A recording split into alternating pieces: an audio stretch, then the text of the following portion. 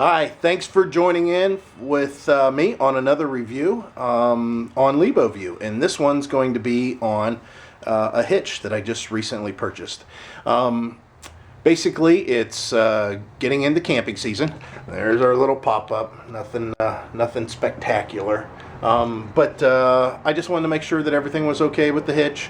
Of course, all my brake wiring and stuff, I got underneath the truck, checked out the wiring, and while I was underneath there, I thought, I better check my hitch, because my hitch has a problem with the receiver part of it. When it goes in there, sometimes it gets stuck because there's some rust buildup inside there. And last year I checked it out, and it was, for the most part, I figured it'd be okay, and it was. But this year I decided to do a little bit further inspection, and this is what I found.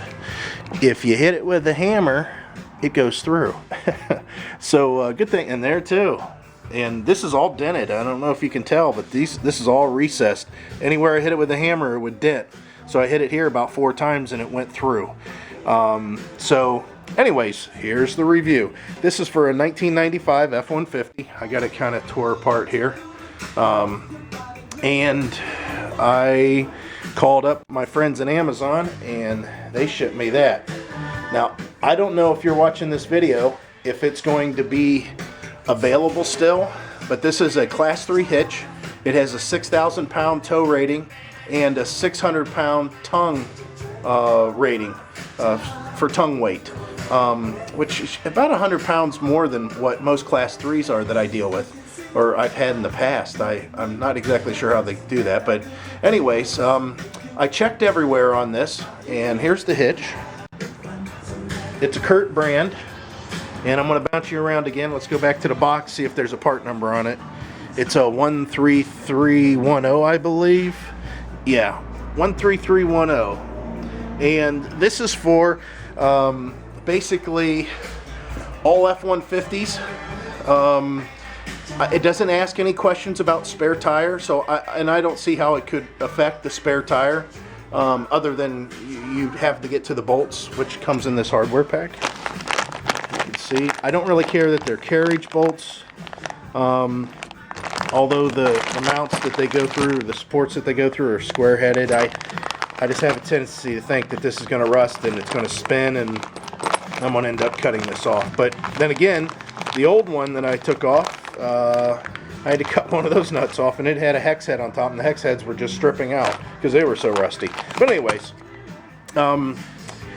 the 95, this is for 95 F150. I'm sure it's for quite a few of the F150s. I'm assuming that it probably goes back to the late 80s, maybe earlier, but I would think for sure 92 to 96 F150s. It says F250, F350 also. Usually those guys go with Class 4 and Class 5 hitches because they have the suspension to handle more. Okay, a quick update. I mentioned earlier what I figured it covered as far as its fitment.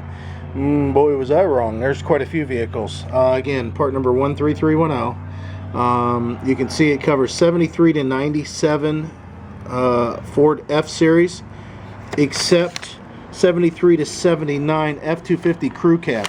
Boy, I wish I had one of those trucks. Those things are bringing huge money. There's not very many of them out there. Man, they're done up right. They're $30,000 plus. Also, 78 to 97 Ford Bronco full size. No big surprise there. It's like the F-150. And then a 67 to 02 Dodge full size truck. Man, did they keep that truck the same. You can see the instructions. Again, I'm going to have to drill some holes, but I wanted to give you an update of all the stuff that it fit, and we'll come back whenever I'm partially through with the install, or done completely. Thanks. Alright, I'm sure you guys know this, but this is the easiest way to do it. Just put it on your... this is a real lightweight little lift that I have, or jack, so I use it for this kind of stuff, although it's rated maybe 1.5 ton, but it's real lightweight. It's easy to maneuver. But this is the easiest way to do it. You're going to put it on the jack here and just kind of lift it up until you get it to where this factory rivet here, look how rusty this thing is. Whew. This makes you wonder it's gonna fall apart whenever you hook something up to it. But I'm sure it won't. It's amazing what these things can do. But anyways, you're gonna line it up. I think it's this hole with the rivet. I can't remember now. I have to look at the instructions. But you will line it up with there. Yeah, what I'll do is probably get some sort of a C-clamp and clamp it, and then that way I can get it kind of where I want it to be, and then start drilling holes. But I just wanted to let you know this is the easiest way to do it. You know, it's just barely balanced on there. It's wanting to fall towards the front of the vehicle, but I will give you an update as I get a little bit further along.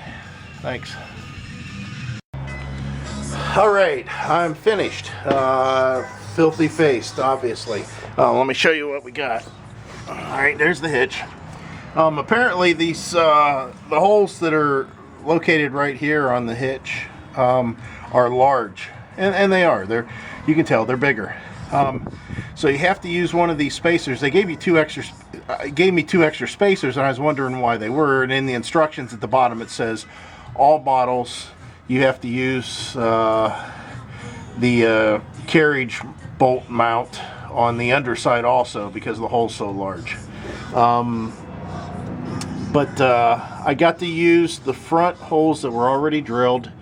I just had to elongate them a little bit, and then I had to drill two new holes here. The other hole that used to be here is real close, but there was a lot of rust on the frame, obviously, and I had to chip away the rust to make sure that it was getting a good mounting surface. It's a very, very nice fit. I can still get to stuff, my license plate bolt or license plate lights and everything. I mean, it's a good fit. I like how it fits up in here. You can see the ratings there. Like I said, it's 6,000 pounds and 600 pounds for the tongue weight. Of course, if you use weight distribution bars, you can go a lot bigger then. As a note, on the Fords, a lot of them, and it even mentions it in the instructions, there's a 1/4 inch hole from the factory that's in the frame here. Just use that hole. These brackets will bend a little bit in and out. You can position around where it'll line up. When you're drilling these holes, make sure they're not, you can see how thick this is. You want to make sure that it's not too close to where it doesn't, it won't go up inside. I'm talking about the spacer that's on the other side, that's up on top of the frame. You want to make sure, well, you can see here, you want to make sure that the spacer has enough room to go towards the vertical part of the frame whenever you're bolting it to the horizontal part. So don't drill too close to that, which I did, and it caused a little bit of a problem.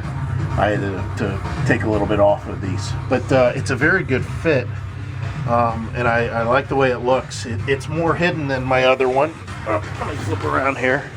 It's more hidden than my other one. I mean, you can't even hardly see it until you get down real low. My other one's stuck down quite a bit more, which I don't know if that's going to be different with my pulling my camper or not, because I had a drop. I have a drop receiver, but anyways, very good fit. I highly recommend it, and I'm going to close it out. I don't want to, this has already run too long. I'm going to have to hopefully I've edited it down to where it's relatively quick, but when you plan on getting rusty and dirty, this is the job for you. But the payoff is nice. Now I can pull all summer long, and I don't have to worry about my hitch whatsoever. Thanks for watching, and if you'd like to purchase this hitch, which like I said, I'll put a link down below for Amazon. Click it. That'll go through my associates program. But again, I don't know if they're going to have it as you're watching this video. They only had 3 at the time. I don't know if they're going to replenish and keep the same price, but if they do, you'll get a really nice hitch. I appreciate, again, you watching. Thanks for your time. Bye.